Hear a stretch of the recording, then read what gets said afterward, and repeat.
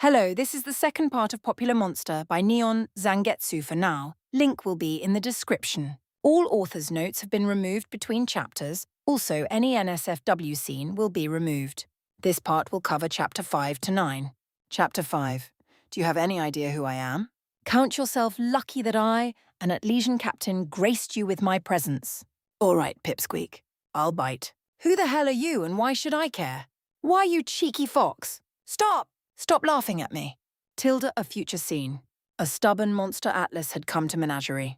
Naruto wasn't much sure what that this sudden arrival meant for those of the Faunus. Kali had hardly given him a history lesson after all, but judging by their aggravated looks and bustling bodies, it couldn't be good. Many ran to their homes for shelter. Others clutched their children close in a blind panic. Still more went for their weapons, barking orders at one another and running pell-mell for the armory. It was both sad and worrying to see, but this chaos at least he could contend with.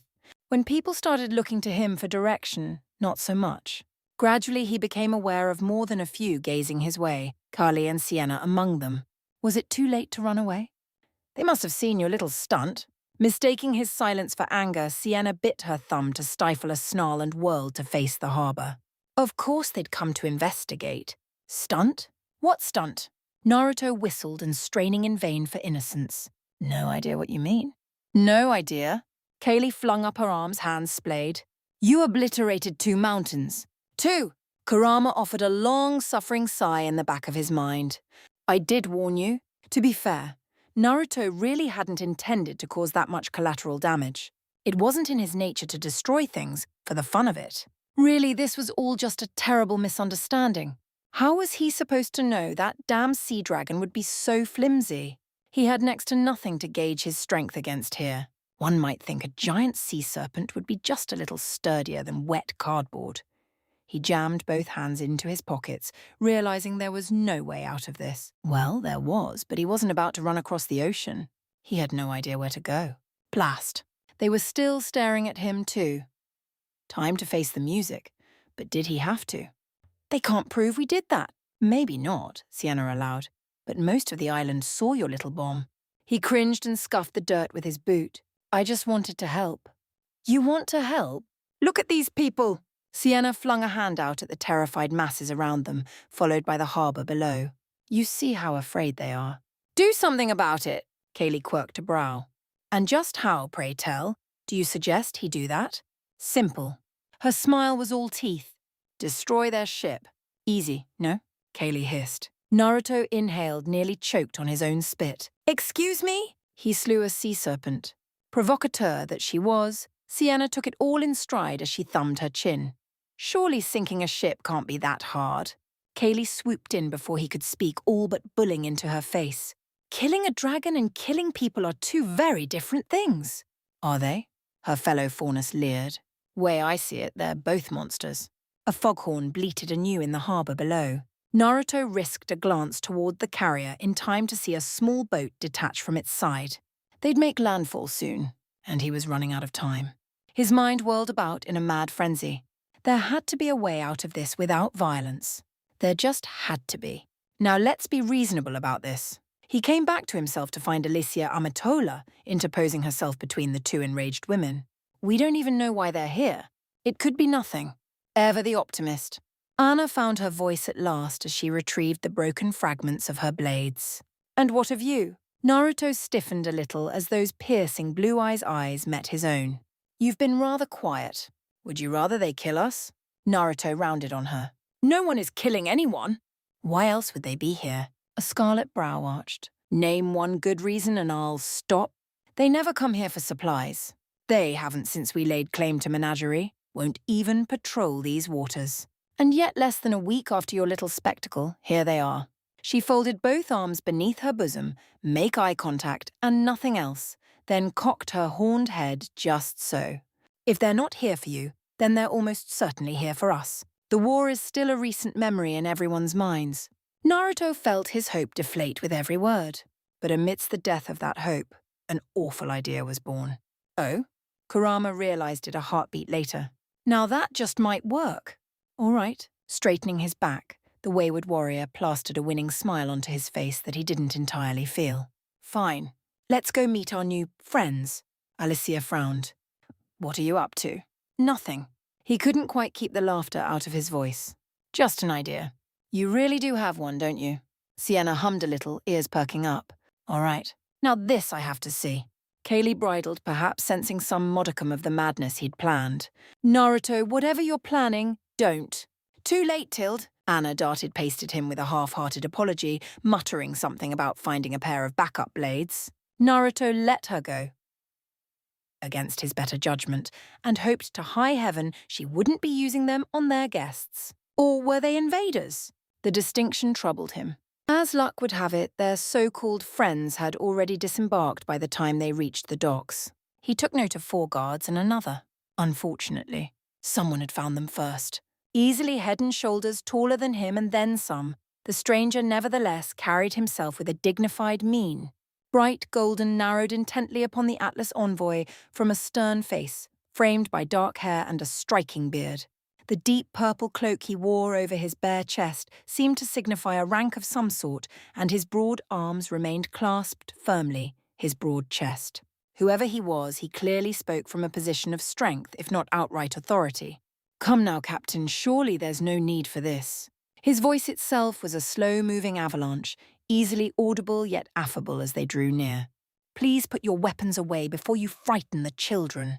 This is all just one big misunderstanding. Reasonable fellow, Kurama mused. Didn't think Menagerie had any of those left. Maybe we let him handle this, yeah, Naruto shushed him, when in truth nothing could have made him happier. Who's that? He muttered under his breath. Kaylee beamed. That would be. Must we do this dance, Gira? The newcomer answered for her, and though he couldn't quite see the owner around of that voice around this great big mountain of a man, they didn't sound much pleased. I have neither the time nor patience for your word games. Her words dashed the blonde's hopes just as much as her tone did. Cooperate and we'll be gone from your shores. Where is the weapon? Gira offered a slow blink. What weapon? Whatever do you mean? Sienna slapped her forehead. Kaylee stifled a sigh behind her palm. Amitola chuckled, even as Naruto died a little inside. Yep, she was talking about him. He just knew it. Secrets will avail you naught. Or do you take me for a fool? Didn't I just tell you? Only a few more steps now, and he'd finally be able to see this preening peacock. Our reports indicate that a weapon of some magnitude was fired from this island. 2 mountains in Mistral are gone. She paused, letting the weight of her words sink in. Gone! The blast came from this direction. There are no other islands on this side of the sea that support life. Well, he heard the sneer in their voice, human life at least. The insult was blatantly clear even to Naruto. Be that as it may, Gira bore it with remarkable aplomb. I assure you we have no such weapon here on Menagerie. Where is your chieftain? Perhaps he will be more forthcoming with his answers. At that, the giant winced a little. He is indisposed at the moment. Oh, right, Naruto realized. That's me now, isn't it? No wonder the last guy abdicated for him. Now he knew why. You'd be mad to deal with these shenanigans. We really are, aren't we? Nevertheless, he strode forward. Kaylee and the rest hung back. He took the small mercy for what it was. Credit where it was due, Gira held his ground as Naruto reached his side. The blonde looked around him and found himself looking down at a rather petite young woman, clad in a crisp uniform of blue on white. Her hands were clasped firmly behind her back, he supposed was meant to make her look imposing. In truth, it reminded him of a little girl playing dress-ups. Brown hair framed a face from which keen dark eyes shone. That wasn't the reason why he snorted. Nope, not at all. Certainly not. His tongue committed bloody mutiny. So short, the entire island seemed to inhale in a single sharp breath. Meanwhile, the woman turned a fascinating shade of puce. Excuse you? Please forgive him. Gira clicked his tongue in mild admonishment. He's rather blunt. Naruto blinked, somewhat taken aback to find all eyes on him once more, this time for all the wrong reason. Even the soldiers at woman's side were face-palming at the unintentional slight. As far as first impressions went, he'd certainly made a lasting one. What? He couldn't help himself. Truly she was, so small as to barely reach 4 feet. How dare you? The tiny officer jabbed a finger up at him. Do you have any idea who I am? Count yourself lucky that I, an Atlesian captain, graced you with my presence. Her arrogance only made it all the more adorable. Was he supposed to feel threatened by this? A smile touched the corner of his mouth, and he couldn't quite suppress a merry little titter of mirth. Maybe it was the wrong thing to do, but he simply couldn't help himself. Another snort escaped him, echoing into full-blown laughter. "I can't do it. You're just too adorable?" Somewhere in the background behind him, Sienna absolutely cackled even as Kaylee groaned. The little woman snarled, "Why, you cheeky animal? Stop! Stop laughing at me!" And there went his mirth. "All right, Pipsqueak." He snickered once more and wiped a tear from the corner of his eyes. "I'll bite. Who the hell are you and why should I care? Do you not know the name Cordovin?" A blink passed between the two of them. Naruto tilted his head. "No? And who are you then?" She stabbed a finger into his leg, the only place she could reach. "Identify yourself at once." "Me? I'm no one important." Naruto grimaced. "Let's just say I'm helping out around here." He barreled on before the little braggart could build up steam. "Look, I'll cut to the chase. Whatever you're looking for here." His head tilted a fraction to the right. "We ain't got it. Don't suppose I could convince you to leave." Cordovine met his steely glare with one of her own. Silence reigned supreme. Neither budged. "Right then." He shrugged. "I tried the easy way. Now get off my island." Rather than retreat, the Navy officer took the offensive. "Greetings, citizens." She clasped both hands behind her back and straightened, straining for extra inches that simply wouldn't come to her, not now nor ever. "I am Captain Caroline Cordovin." Her voice rose to address all those who had come to watch. "Rest assured, we're not here to cause trouble. We simply have a few questions." "Questions, eh?" Naruto raised a hand almost immediately. "I've got one. If you came in peace, then why are you armed? Insufferable little enough." Cordovin's gaze locked on him. "Take the blonde one in for questioning," Kaylee hissed. "Don't you dare!" Naruto blew out a short, sharp breath. This mustn't register on an emotional level. Whoever this woman was, she was clearly an idiot. She radiated contempt. Perhaps that was why he felt so riled up. Maybe it was her all-too-stubborn insistence on being right. Regardless, he found he'd stomached all he could of her. Two of the soldiers moved forward to intercept him. He pivoted to face Kaylee but didn't speak. He merely smiled. Sienna must have read the intent in his face, because she took a hand from her whip. Even as Naruto looked at them, his right arm blurred. There was no need to look back at his would-be kidnappers. A giant golden arm burst forth from his body, struck them head-on, and sent them flying. Unprepared for such an assault, Cordovin's guards crashed back into their fellows, left them sprawling into the water. They thrashed about in the shallows, clinging to the dock for safety. Cordovin recoiled. "Why you? You don't seem to understand the situation you're in." Naruto turned back to face Cordovin. Behind him, someone, he never knew who, brought a chair forth for him to sit on, and he did so gladly, happy to rest his aching legs. "If we're going to do things peacefully, that's the way it'll be." Peacefully. He steeped his fingers with a flinty smile. "Because trust me when I say, you don't want the other option." "You dare threaten me?" the captain sputtered. "I am the envoy of a nation beyond your comprehension." "See, I can comprehend an awful lot." Naruto lounged on the throne, eyes narrowing with passing moment.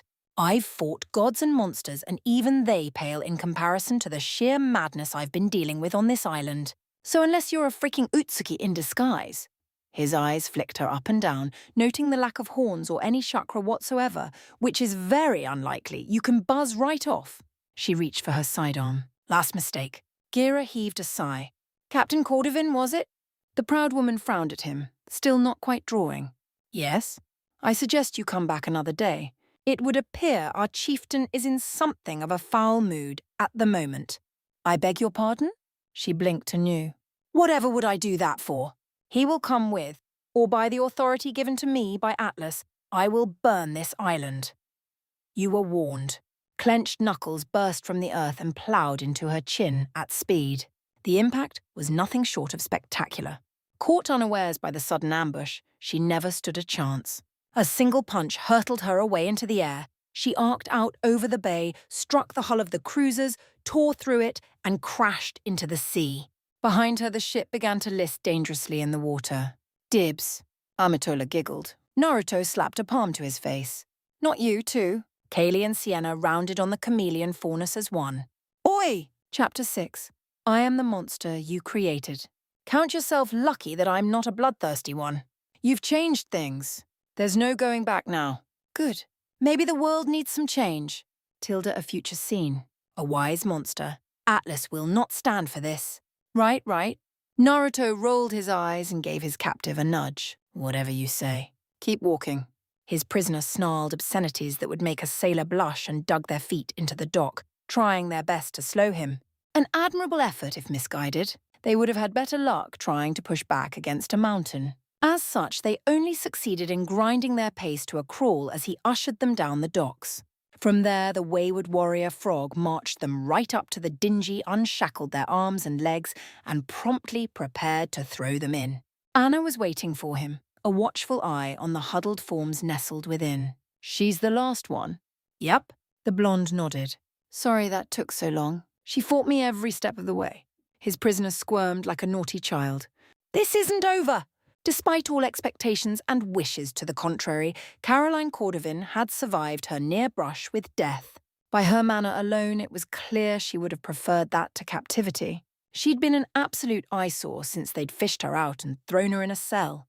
Now, with the prospect of imminent release standing before her, she'd seemingly made it her mission to make them miserable. I still say we should keep her with the rest. The bull faunus tilted her head, scarlet tresses falling a blue eye. She'd make a useful hostage, Cordovin squawked. Never. Naruto knew a joke when he heard it, but rolled with it regardless. Sure, but you'll have to feed her, make sure she's house-trained, take her for walks. Cordovin made angry Cordovin noises. You wouldn't dare. At length the swordswoman scoffed. On second thought, better to be rid of her. The other prisoners will do. We can ransom them off. Atlas will hear of this. Their captive shrilled. You're starting a what-ack? A crimson blade touched her throat, lifting her chin and cutting her words short while threatening to shorten her by a head. Her face drained of all colour. Meep! I'm sorry. Anna's smile was placid, but her tone was pure steel. Did I break your concentration? Please, continue. You were saying something all means, finish your sentence. Cordovin didn't say a word. Oh, you were finished? Taurus switched her grip, nearly cutting the officer's throat open. Well, allow me to retort. Get on the damn boat before I kick your corpse there. You know, Kurama mused, I think I like this one. She's blunt, has a wicked sense of humour, and a nice... Naruto gave his partner the mental equivalent of a kick before he could finish Cordovin's scarpered onto the dingy. Already filled with soldiers, those they hadn't kept, it rocked precariously under her weight. It wasn't small, but not necessarily large either. With luck and fair weather, it might help them reach a port in Mistral. Only a fool would try and take such a ship to Atlas, although their so-called captain just might try. Naruto stifled a chuckle behind his fist. It had Cordovin whirling to face him. Where is my ship? Sank it, he lied through his teeth. Tough luck there. Anna looked away, hiding the ghost of a smile. They had not, in fact, sunk the ship, but the prisoners had no way of knowing that. Even he knew better than to reveal state secrets to an enemy. Wait, was Menagerie its own state now? If things continued apace, it might well be. The technology, fuel and dust from that battleship would go a long way towards helping Menagerie get itself off the ground. We'll have your head for this. Right, Cordovin was shrieking at him. How long had she been at it now? He'd lost track. Her words were little more than a mindless bleat to him now, the wailing of a spoiled child denied a favourite toy. Honestly, it was beginning to annoy him more than he cared to admit. Oi, switch with me for a second. Apparently Kurama agreed. Naruto offered the mental equivalent of a shrug. Be my guest. Don't scare her too badly. Blue eyes flashed red as Kurama bulled to the fore. A clawed hand flitted out, caught Cordovin by her collar, and yanked her halfway off the ship. His forehead slammed against hers, knocking his headband askew, sending her eyes spinning in her head. Naturally, she took offence. How dare you? You say you answer to some sort of authority. Kurama flashed his fangs at her, growling like a slow-moving avalanche. Your kingdom only wants us gone because we're an embarrassment. A hand reached up, cinching his headband back into place. Because we won't bow to you. Because we do what they can't. She made to reply and silenced her with a snarl. What kind of authority is that? Tell your superiors to send someone better. And if they can't, stay away. A cataclysmic shove slammed her back into the boat and tore it free from its mooring on the docks, sending it skipping across the bay. Kurama straightened with a sigh. And my work is done. Anna whistled behind him. Impressive. I'm sure she'll remember that. Cordovan clambered up and shook a fist in their direction. I'll remember this. Just you wait. She's right, you know. Anna sidled up to him as Kurama receded. This will escalate things. Maybe not war, but relations between us and Atlas will be tense. On a certain level, Naruto knew her words held a grain of truth. It was the reason they'd kept prisoners at all. Cordovan was too much of a headache to bear keeping, but they'd held on to 5 of her men. Hopefully that would encourage this Atlas to not bring a loose cannon around here again. His gaze flitted to hers. Wait a minute. His gaze flitted to hers. You telling me to lay low? Didn't think I'd hear that from you. Taurus clicked her tongue in a scoff. Perish the thought. Although speaking of laying, Naruto didn't much like the look in her eyes. Her leg swept his. Utterly unprepared, he crashed back to the dock. There had been no aggression behind the move. As such, he hadn't sensed it coming. His back struck damp wood and she landed in his lap, pinning him with the weight of her body. She leaned forward, her horns butting against his head. Marry me. Naruto's jaw dropped. Ha? How about it? Anna grinned as she sat atop him. I'm not picky about kids. We can have as many as you want. A hand ran down her bosom flank, and he gulped a little, marvelling at the peak of creamy pale skin lurking there. My family's always slow to show their age. I make a fair wage in my given field. Sounds fair, no? Naruto's brain rebooted. His brow furrowed and his hands came up, forming a singular seal. Anna yelped as she found herself straddling empty air. She clicked her tongue. He ran away. A 0.0. 0.0. Salem considered the news some days later. Bemused, she read the headline aloud. Menagerie mangles Atlas cruiser. She scoffed. Unprovoked attack? Laughter ran through the tower in a low, lilting contralto. She could use this. Oh yes, she would use this. 0.0. 0.0. Timber! Shadow clones and citizens of Menagerie strained as one. With a ponderous groan, the ruined bulk of an Atlas battleship wobbled once and toppled to the earth. A wave of dust, actual dirt, not the volatile substance that had once powered the mighty cruiser, blasted outward in a great flowing cloud of dirt and grit, startling more than a few faunus with the sheer force of its impact. Naruto stepped up, sweeping it away with the wave of a hand. That'll do. He wiped a bead of hot sweat from his brow and considered his handiwork. Good work, everyone. Take a breather. As one, his impromptu allies slumped to the dirt. His clones, still brimming with chakra, merely shrugged and vaulted onto the wreck to continue their work. Tools came out. Metal peeled. In hindsight, he could have done this single-handedly, but Gira had argued otherwise. Apparently it was important for others to join in this great work, to feel that they too had played a part in what was to come. After all, he couldn't be seen to do everything. Towing the ship to shore hadn't taken much in the way of effort on his part. Salvaging was another story. Thus far, it had taken the better part of a week to divest it of arms and valuables. Now, with Cordovint's departure, they could work freely without fear of being discovered. This great hulk would be stripped down for building materials. Dust alone was valuable, but the true treasure, or so he'd been told, was the communication array within. Now, Naruto didn't much understand this CCT technology, but he didn't have to. He had people for that these days. Although that said, he couldn't help but feel he was forgetting something. I could kiss you! Ah! Kali nearly dove on him from behind. It was only his heightened instincts that kept her from bearing him down to the ground as Anna had. Her palm caught at his arm, however, granting her a handhold to keep close. Idly, he noted her hair. It was steadily growing longer with each day and frankly a good look for her. But she was speaking to him and he must attend. I don't get it. His brow furrowed. Why are you so happy? Don't you see? We can patch into the CCT with this. She released him and danced away, grinning from ear to ear. We might even be able to build our own tower with this tech. Naruto and Kurama exchanged a mental look, followed by a shrug. And, oh, you? She pinched his arm with a good-natured smile. This means Menagerie won't be cut off from the world anymore. He scratched the back of his head. I take it that's a good thing. Very much so. A golden eye gleamed over her shoulder. It will be for Sienna, never mind Alicia. Fine fingers wriggled in the air, reminding him of the cheeky chameleon Faunus. She's been angling after tech like this for a while. She'll probably do a whole lot more than try to kiss you once she learns about... Oh, wait. Just like that, her words trailed off and a dangerous calm settled over her tan face. That won't do. Naruto drew back a pace, even more wary of her now. Keely? She took a short, sharp step forward. Don't move. That was his only warning. And then, moi.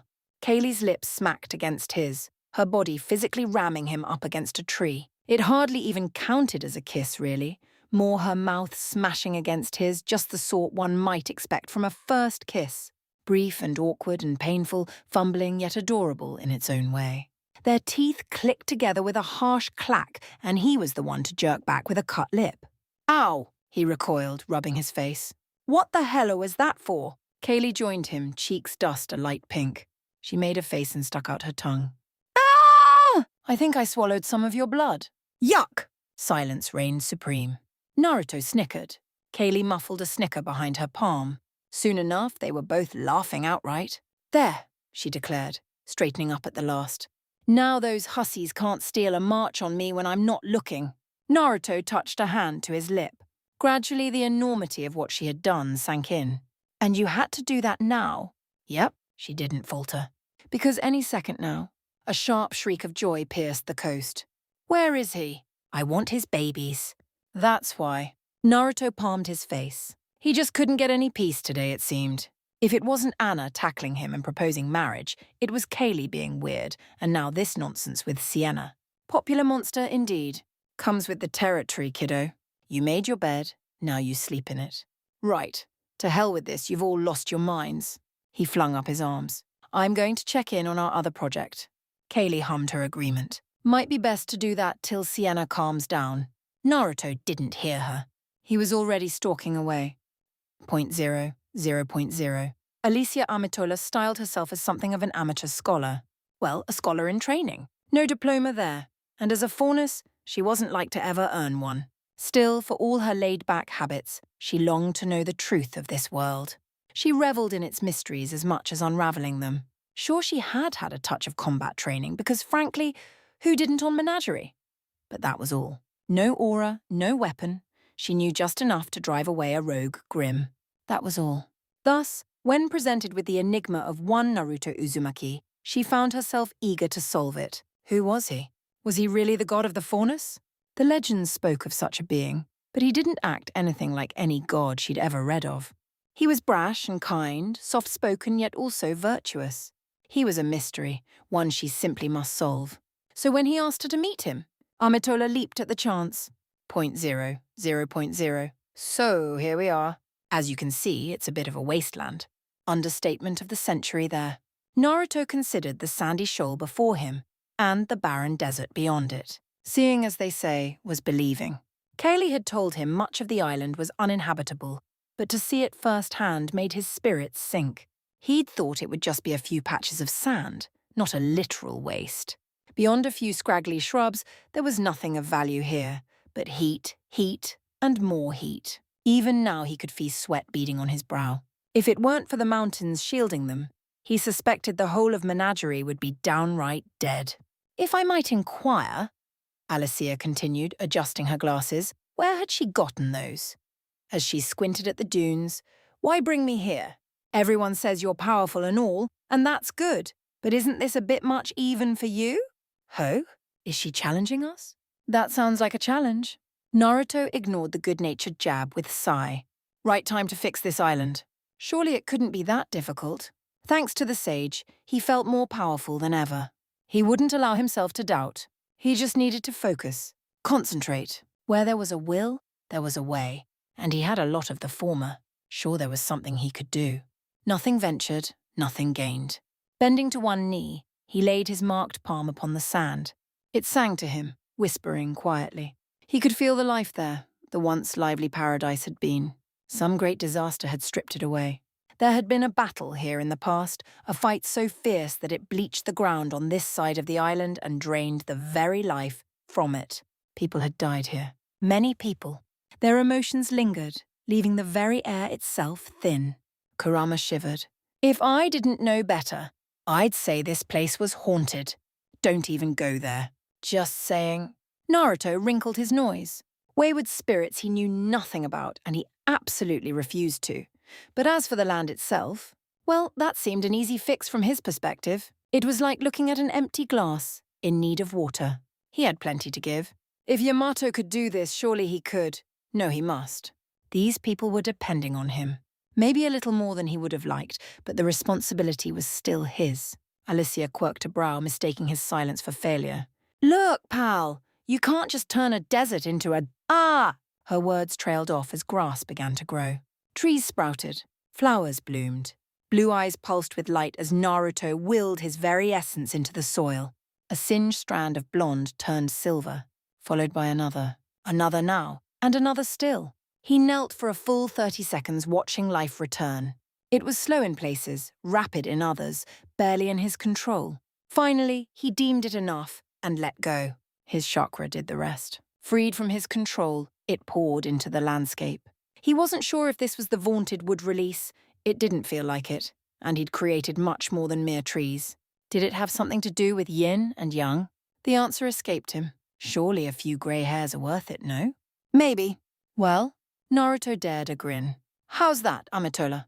The chameleon faunus blinked. Once, twice, thrice.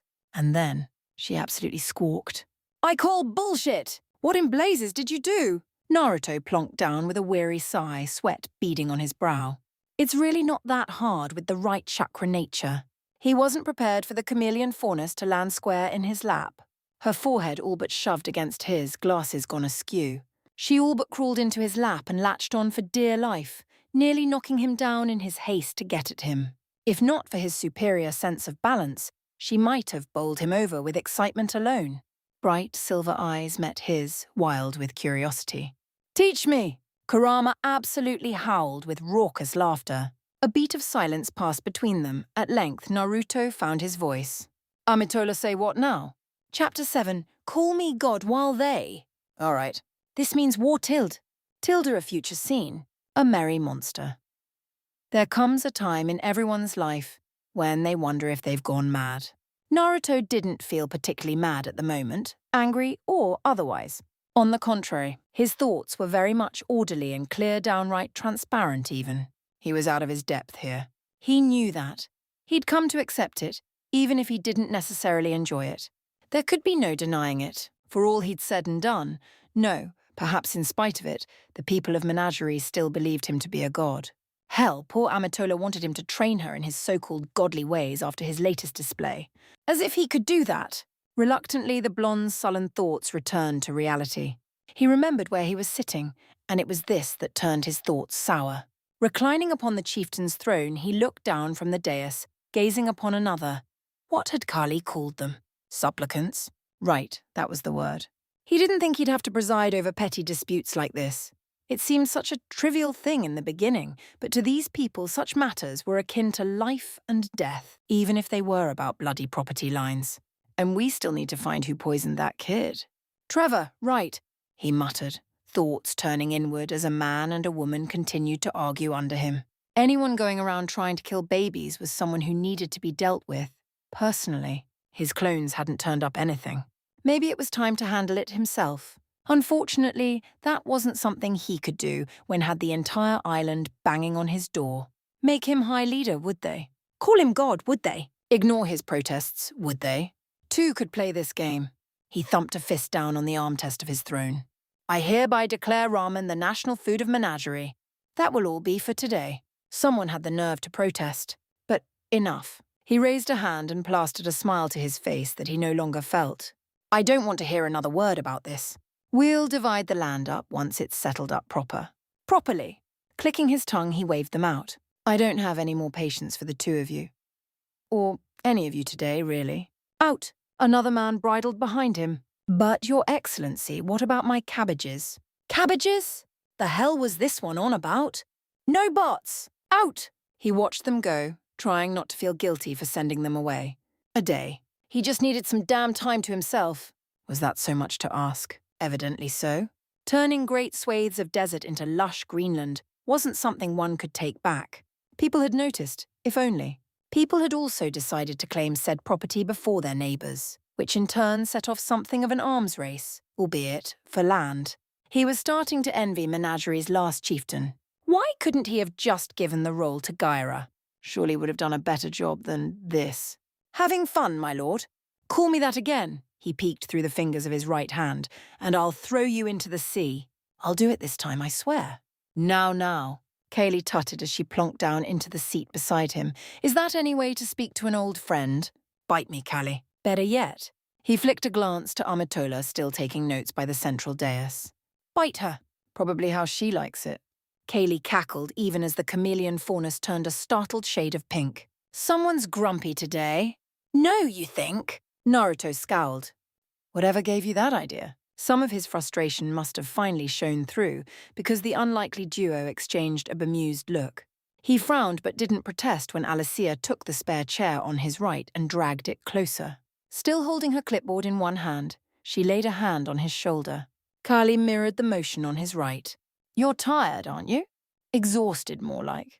He groaned, closing his eyes and pinching his brow. But not tired enough to be blind. What are you doing to my shoulders? It's called a massage, dear.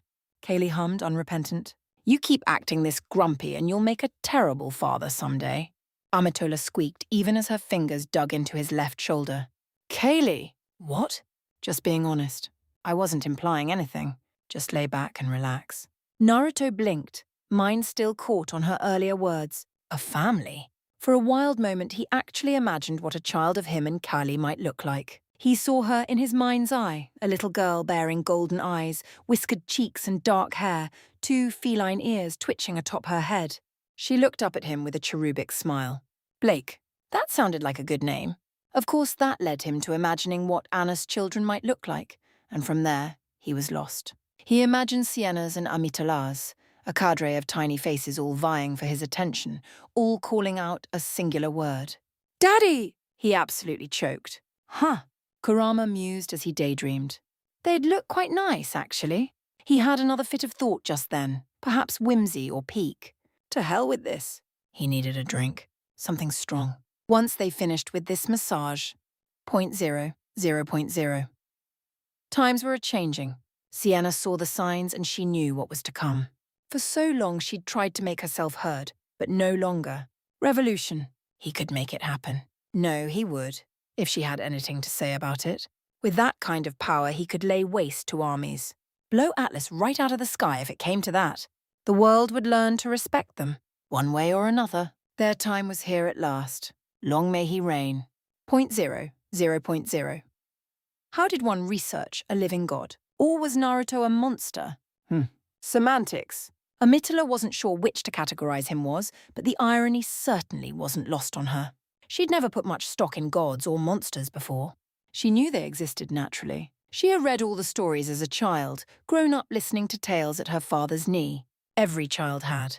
And it almost made sense from a certain point of view. It stood to reason that something must have created remnant.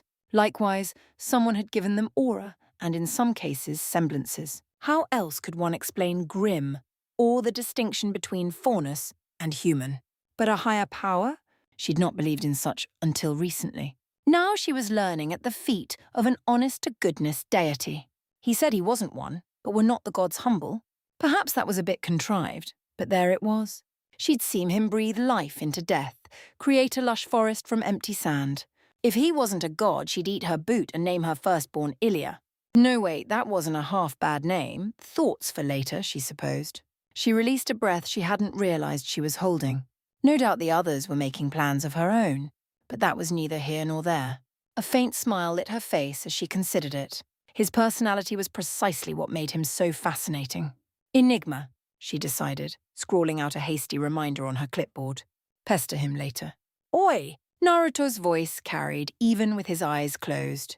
I can hear you taking notes. What you're writing this time? Alicia hid it behind her back. Nothing, Your Eminence. The scowl returned. Don't call me that. Well, in for a penny. Then what should I call you? Her tongue betrayed her before she could think better of herself. Most holy. A tan finger touched her chin. Great one? Kaylee hid a smile behind her hand, content to watch the show.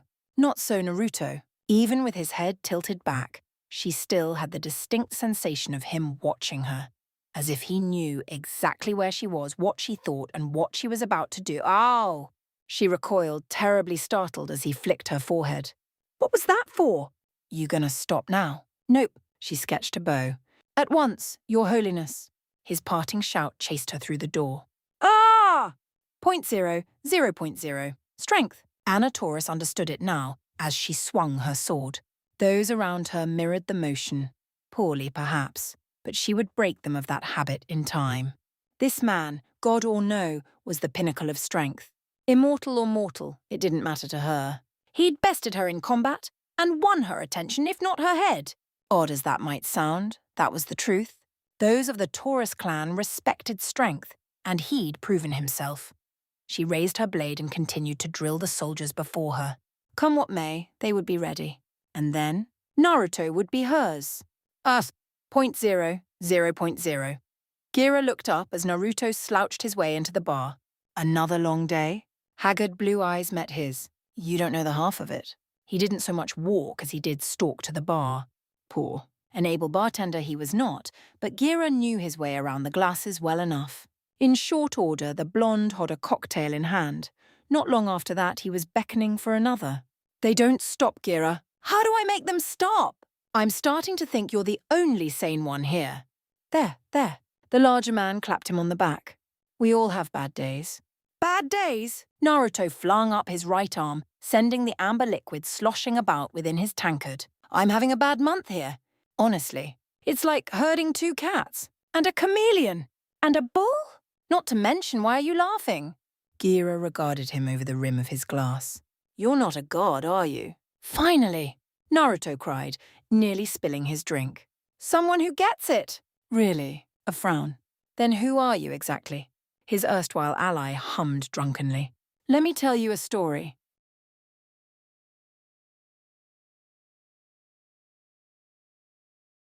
Chapter 8. Advice, you say? You've come to the right place.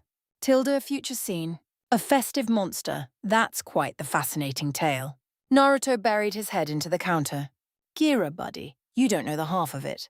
He couldn't see the man's face, not from this angle, but he heard the faint noise of surprise he made. You mean there's more? Yep. He leaned back, smacked his lips, and kicked both feet up onto the bar. Hell of a lot. I haven't even gotten to the part where I fought and sealed a crazy goddess in the moon. He heard a bottle pour. Another glass slid across the bar. He caught and knocked it back without looking. You don't mean our moon, do you? He set the glass down with a mighty guffaw. Nah, we made our own moon and locked her in it. Could tell you the rest if you let me hide out here a little longer. Left unspoken was his silent plea. Please let me hide. Not forever, and not for long. Mind you, he just needed a place of refuge to cool his head and gather his thoughts a while. Running an island was damn hard. What menagerie might lack for basic infrastructure for the time being, it more than made up for in its people. So many people, dozens of faunus, all looking to him as their lord, their leader, their god. More trickled in by boat every day, looking to him for leadership. If he hadn't already revitalized the barren desert, they would have had a very real housing crisis on their hands. According to Amatola, if things continue apace, they would fish nearby waters out by the end of the year, which meant importing food and goods from elsewhere. And that was a whole nother can of worms. How did one negotiate with other kingdoms? Did they count as a fifth now? Was that a thing? In short, diplomacy was hard. Naruto was tired, and if he didn't get another drink soon, he was going to punch someone. Tempting as that may be, Gira shook his head, I can't let you squirrel yourself away forever. The people here look to you for leadership. What will they say if their leader hides all day? Naruto clutched his glass like a lifeline. That he's nocturnal. The gentle giant crossed both arms before his broad chest. We can speak plainly here. I won't betray your trust. Tell me what's wrong. In short, Naruto felt his right eye begin to twitch. I'm terrified. Why does it have to be me? I don't want to be in charge. Gira was silent for a long moment. And then, you're afraid of making mistakes. It wasn't a question. A nod. I took the words right out of my mind. That a semblance of something? Hardly, he said. Just good intuition. At this point, I don't think Menagerie would settle for anyone less than you. Well, maybe they should. A series of spectacular miracles as disaster had seen him elected god chieftain of the island, but he knew his luck wouldn't hold. Not forever. He was exhausted, right and proper. Willing to accept responsibility, yes, but not if he didn't have due. If there was someone willing to take the mantle from him, He'd gladly give it. But who in their right mind would possibly... Maybe they would. An idea broke like the dawn in the back of his mind. You'd be a better leader than me. You may say that. Gira met his retort with a grim grin and held out a hand. Much to his chagrin, he began to count down from 5. Yet I wasn't the one to slay a giant sea serpent, Naruto growled.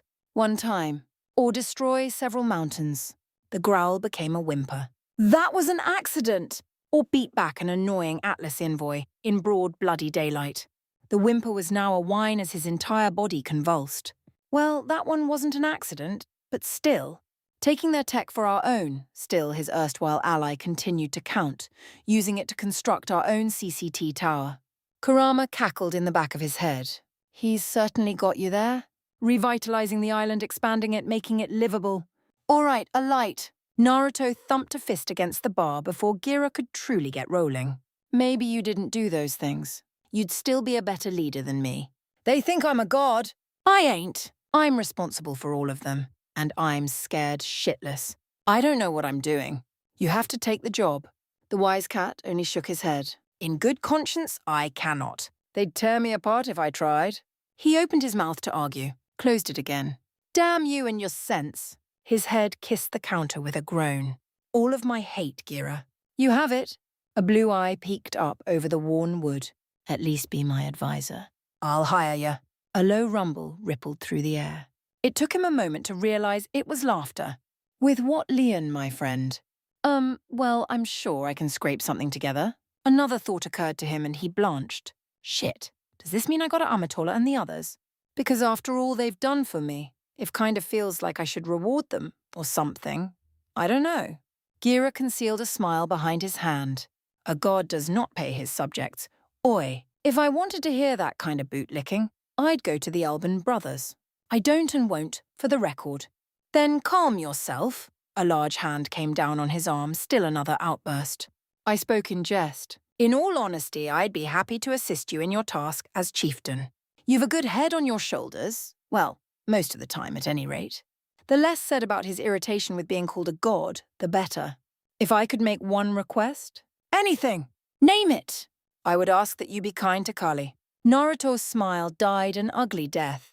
Kind? But I'm always nice to her. You are, Gira granted him a nod. I would only ask that you continue to be. She's ever been a free spirit? He sat up, noting the faint hint of nostalgia in the older man's voice. I do not wish to see her hurt. Wait, were the two of you?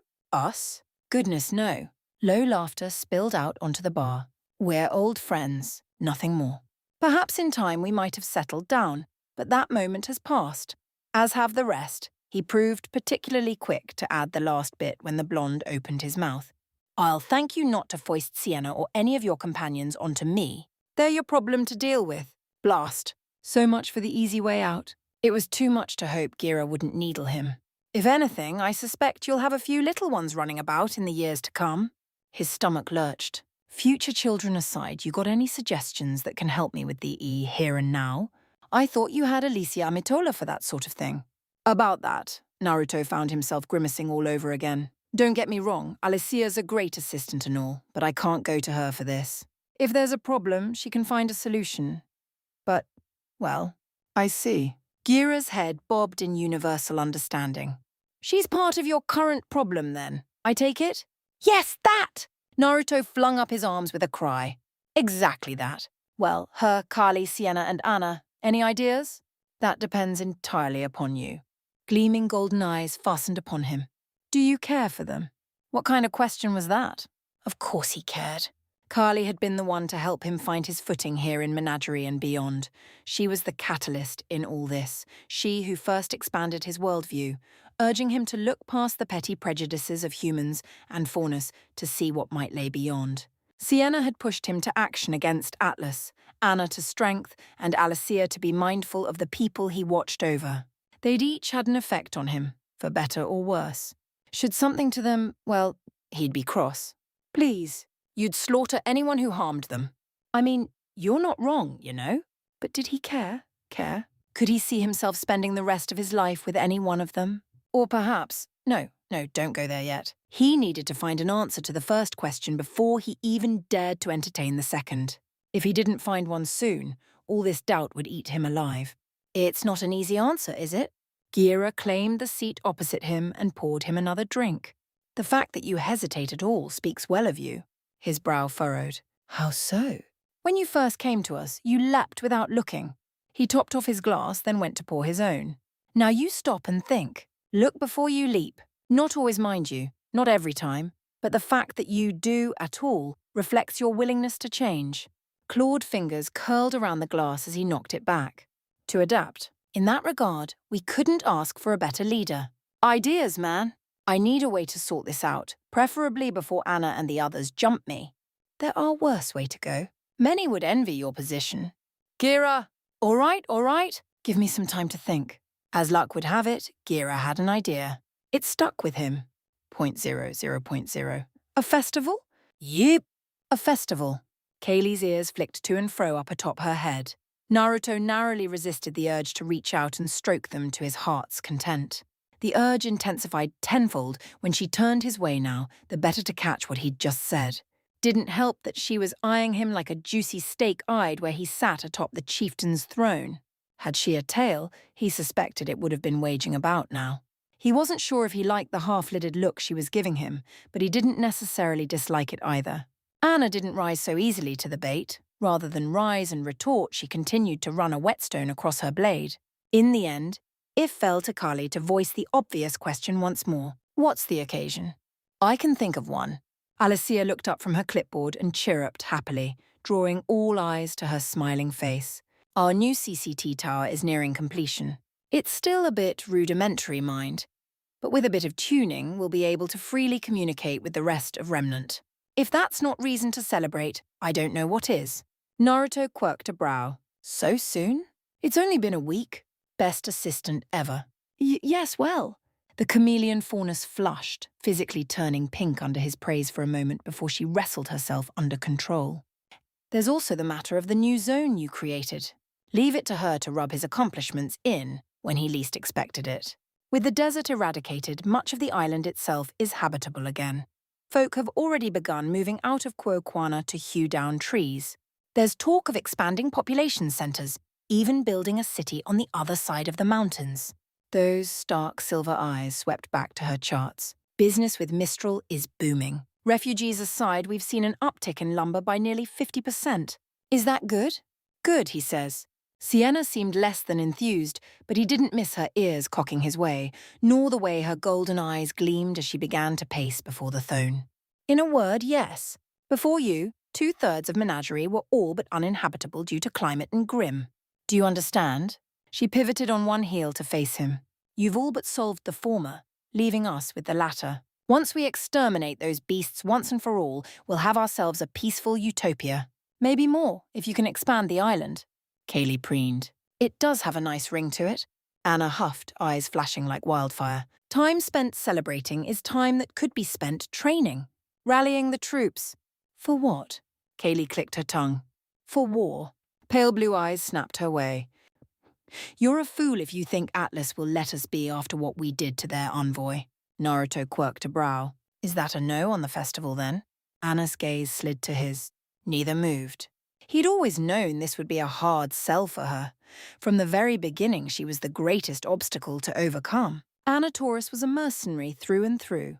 Give her someone to fight or soldiers to train and she'd be content. Ask her to preside over baffling numbers and a possible shadow war with Atlas. Well, he didn't blame her for her aggression.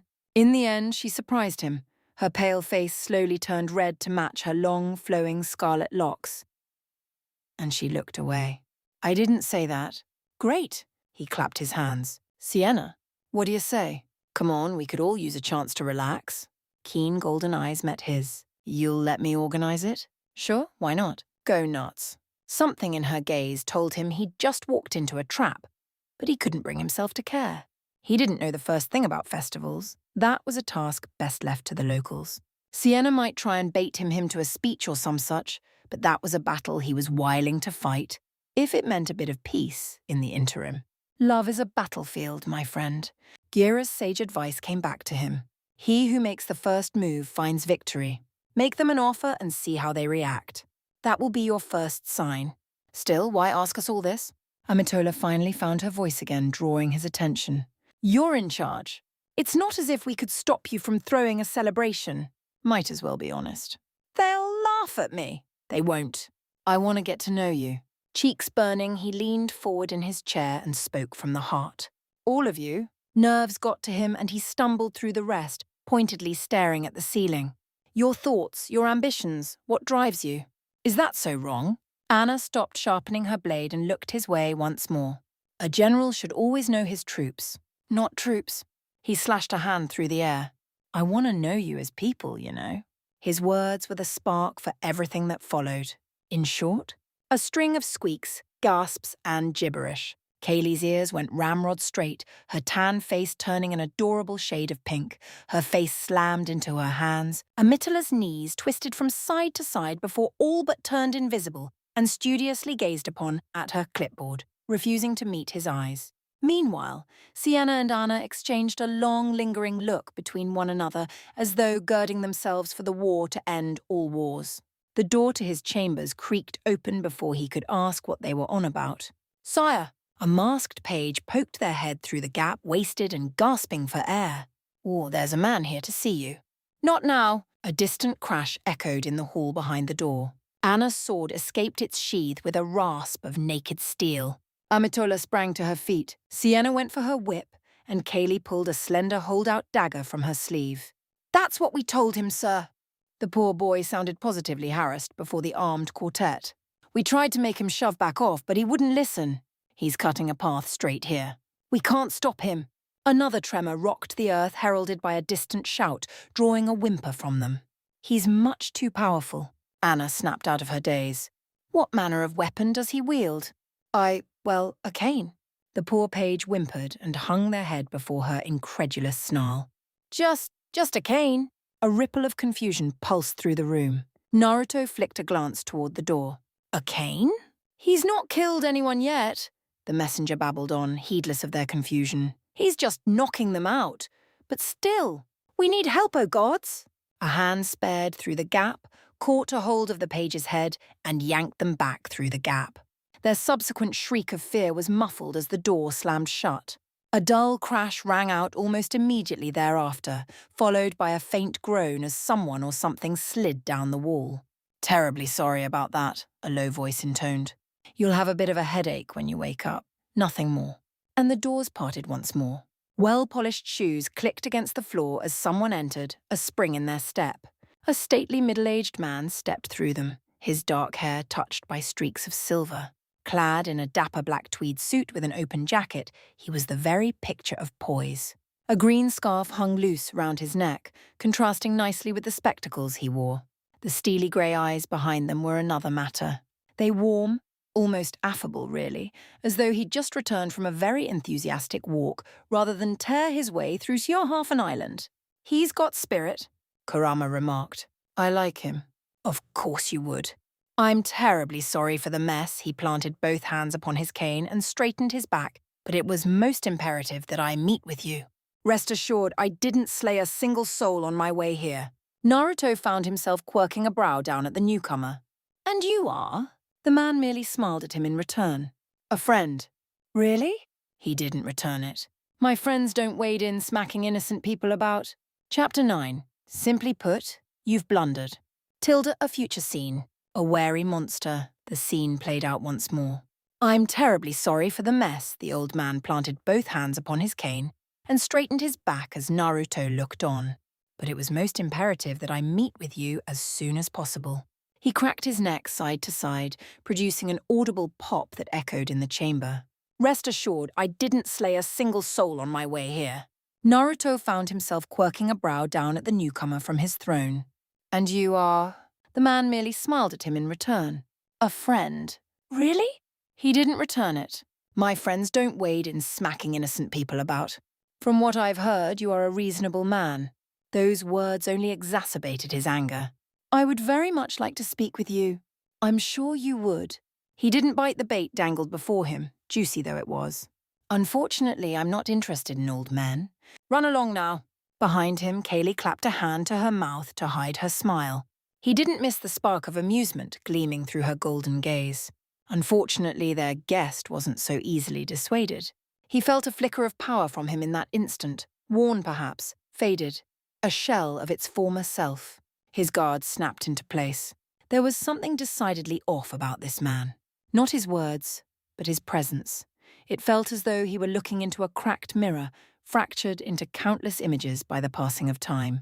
Each reflection was a life already lived, and there were many indeed. It reminded him of another man who had lived many lives. Orochimaru. A low growl built in the back of his throat. No, calm down. Don't jump to conclusions. You know where that leads. He forced his hammering heart to slow. This wasn't him. He could sense that much. The shape of his soul was inherently different compared to that twisted snake. The slimy snake Sanin would have slaughtered anyone in his way. And besides, he felt no ill intent or boundless curiosity, only relentless, tireless duty. No, not him. It could never be him. Even so, he found himself bridling regardless. Be that as it may, the man before them firmed up his stance, eyes sparking with dim green light. I'm afraid I must insist. I am Ozpin, headmaster of Beacon Academy. Kaylee swore. Anna bridled. Sienna absolutely hissed. Amitula remained silent as the grave. A muscle jumped in Naruto's jaw. The audacity of it all appalled him. You come into my home, hurt my people, and expect me to grant you an audience? He didn't have to fake the anger this time or the act. His irritation was all too real. Really, how did he think this was going to end? Are you out of your mind? Kurama rumbled out a sigh. Maybe he isn't. Thinking, I mean. I won't deny that. You saying he seems pretty desperate? Would a patient man barge in here like this? Should we hear him out? Listen to what he has to say, and if we don't like it, toss him out on his arse. Simple as. And if he resists? He could feel Kurama grinning now. Resist harder. Fine.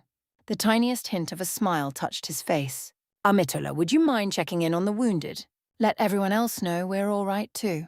His resident researcher absolutely sulked. Oh, but I want to watch. We'll tell you about it when you get back, Kaylee reassured her. Alicia huffed. I won't be able to get any data from that. Ozpin looked her way, frowned now, truly noticing her for the first time. You have silver eyes? Naruto tilted his head. Were they silver? He'd always assumed they were a bright grey. The chameleon faunus glared at him. What of it? No, it's nothing. The old man didn't waver in the least. Please give them my regards. She huffed. I'd like to give you a boot up the ass. Naruto blew out a sigh. Amitola. Fine, I'm going. Naruto watched her slink away down the steps and dart out the door. Only then did he turn to meet their so-called friend. After what you just did, you better have a damn good reason for being here. I've come to warn you. Ozpin continued apace. In the coming days, you will receive an emissary from a woman calling herself Salem. Sienna and Kali exchanged a baffled look. You mustn't trust anything they say.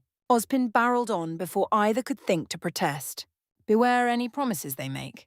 She is a foul and treacherous woman who will do anything, and I do mean anything, to get what she wants. Beware of her. Was that it? He'd come all this way, thrashed their people just for a warning. Really now? He scoffed. I already have a better opinion of her than you. At least she didn't attack my guards. Kurama barked a laugh. Your people, eh? Not now, fuzzball. I shall apologize for that once more, but I couldn't take any chances. Ozpin stepped closer and he found himself tensing despite himself. Please understand that it was not my intention to harm anyone. Seems to me that ship already sailed. Ozpin shrugged. What is life without risk? Maybe he had him there, but the matter stood. I've been watching you for some time now. The headmaster's cane tapped down. Would you mind answering a few questions of mine? I promise you'll be rewarded handsomely. Kaylee perked up at the mention of a reward, but wisely held her tongue. Just as well. He could feel a headache coming on. You get 3. Yep. Definitely the other of all migraines. Don't waste them. Fascinating. Were you the one to destroy those mountains? Naruto buried his head in his hands. Why me? Yes, fine. It was an accident. Happy now? Quite.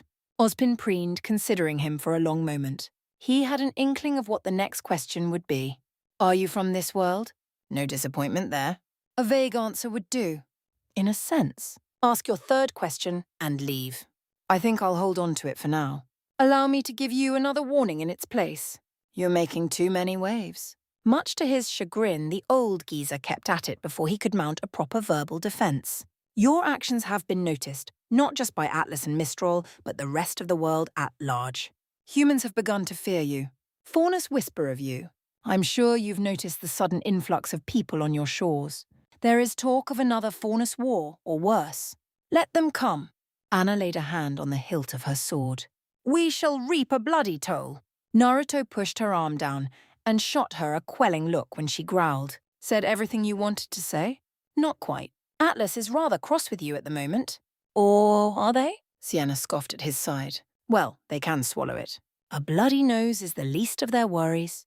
A hand rose. Please hear me, I beg of you. The last thing the kingdoms need is another great war. He kept his hands up. I want to help you. Truly I do. Blue eyes tracked that hand, watching unerringly until it settled down upon his cane once more. If I had it my way, Menagerie would have been recognized as a fifth kingdom an age ago. Empty words. He didn't trust them. I would be prepared to offer you my support, and through me, that of Vale. I have friends in Atlas and Mistral. It would go a long way to smoothing tensions between the kingdoms. And Ozpin steeled himself for a moment. Then he took the plunge. What would you say to founding a huntsman academy here? It wasn't a question. Not really. Even so, Naruto's brow shot up into his hair. Eh? Did he not know they had plans for that already? Probably not. They'd been discussing something similar, but best keep that card up his sleeve. Sounds generous, he said instead, choosing his words with great care. And what would we have to do to receive such aid? Here at last, Ozpin's facade cracked and he glimpsed the pensive expression beneath. No doubt he knew they'd find this topic distasteful. They did. You would have to return Atlas their battleship. Kaylee clicked her tongue, which we already looted and used, in case you haven't noticed. Rather hard to return what we don't have. You'd also need to take down your CCT. Cutting us off from the rest of the world. Anna spat. Doubtless that would please Atlas. Ozpin tried to rally. We would gladly give you one of our own to replace it. Bugged, no doubt. She slashed a hand through the air. Our art of the question. In desperation, Ozpin's gaze sought his. How is it you expanded the landmass of the island and revitalized the desert? If you could at least share such a secret, then perhaps, Naruto shot upright, eyes blazing at the notion. Never. The world wasn't ready for chakra. If he ever, and that was a mighty big if there, did share it, such would be with Menagerie first. At least then, he could monitor those who gained the gift, keep them from leaving, even take it back if anyone proved unworthy. These kingdoms already had their hunters, but what did the Isles have? Nothing. No less than nothing before he came along. You asked us to undo what we've done, and for what? He heard Sienna hiss behind him. Vague promises of aid. You come to us and offer nothing but hot air. Leave. Ozpin frowned at her. Such an antagonistic stance will not sit well with the rest of the world. Piss on that! We're not bothering anyone. We just want to be left in peace. You destroyed 2 mountains in Mistral. Naruto clicked his tongue. Want me to break another? His gaze swiveled. Sarcasm and threats does not become you, Uzumaki. He knew the words were bait, just like that least. He was too angry to care. Really? His fist swung out, obliterating a nearby wall. I think I've gotten pretty good at it these last few months. Now it's our turn to talk. Ozpin's brow drew down. I take it you don't mean the royal we? We do not. Anna stepped up beside him. Headmaster Ozpin, was it? I believe you owe us reparations for your actions here today. Ozpin balked. Blinked now. Recovered. Surely you jest. You did hurt our allies. Sienna's smile was sinister. Lien will suffice. This is hardly the time or place. I disagree, Tilda. Oz looked like he'd sucked on a lemon. Naruto swore he'd remember it to his dying day. It seems I must apologize once more. His face closed down. I've upset you. Naruto saw the gleam in his eye just then. He didn't like it. Might I offer an alternative solution? Against my better judgment? A better man would have said no. He was well aware of how it would look if he kicked him out here and now. He would listen, for the time being. I admit, Ozpin's gaze turned to the floor with a chagrined look.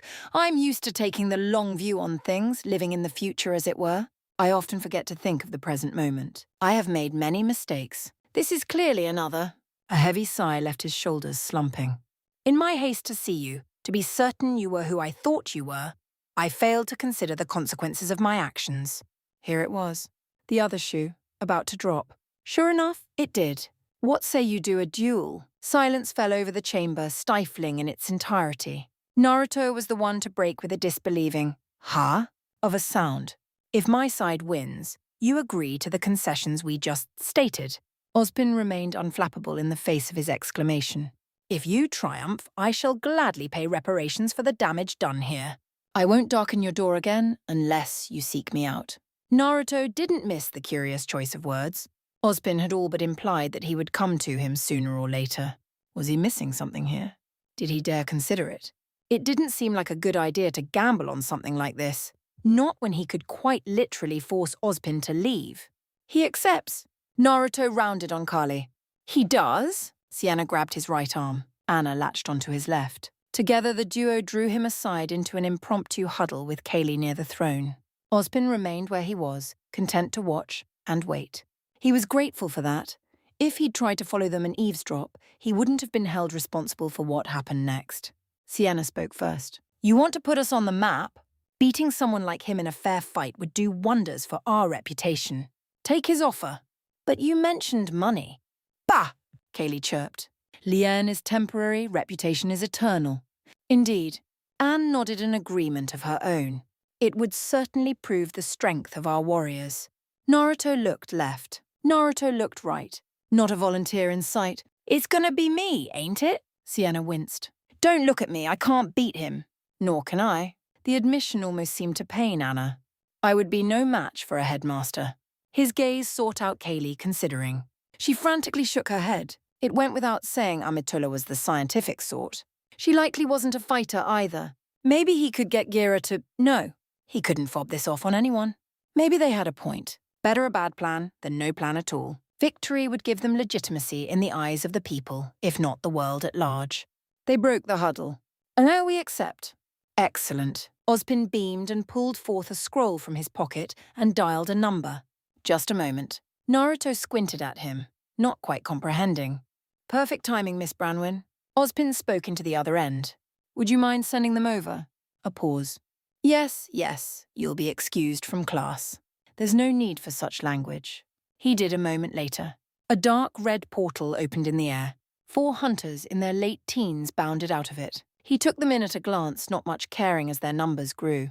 First he espied a dusty-looking guy with a sword, a blonde brawler wearing 2 gauntlets round his arms, and Ozpin sketched a bow. Allow me to introduce Team STRQ. If you're as powerful as you claim, surely you could face the 4 of them with ease. Naruto noticed the 2 dark-haired women among them. Panic set in. Sienna and Anna sensed it, closing ranks around him. Kali wasn't far behind. No. A hand snapped up, cutting him short before the old wizard could introduce them. 4 is quite enough, thank you very much. Naruto absolutely choked on his spit. The one with short hair and silver eyes squeaked. Excuse me? 4? Ozpin blinked, not quite comprehending. I'm afraid I don't understand. Trust me, you don't wanna. Naruto flung a hand of his own up, silencing the quartet's protests. I didn't agree to fight them anyway. So you're chickening out now? One of the women, a girl with bloody red eyes and black hair, scoffed. Coward. Anna rolled her eyes. Big talk from a girl who isn't even a proper huntress yet. Why you... The dark-haired swordswoman glared bloody red daggers at Anna, reminding him of a raven with ruffled feathers. Cheeky bitch. He would have enjoyed knocking her down a peg, or 3. But beating someone still in their academy days wouldn't win him any fans. Even so, he couldn't resist the urge to jab back at her. Now hold on. Naruto grinned back at her. You might have misheard me. I said I won't fight the 4 of you. His fellow blonde frowned. I don't get it. Who then, if not us? The only one left is... His teammates still didn't know their names stiffened in understanding. Ozpin stilled, perhaps realizing it as well. Pardon?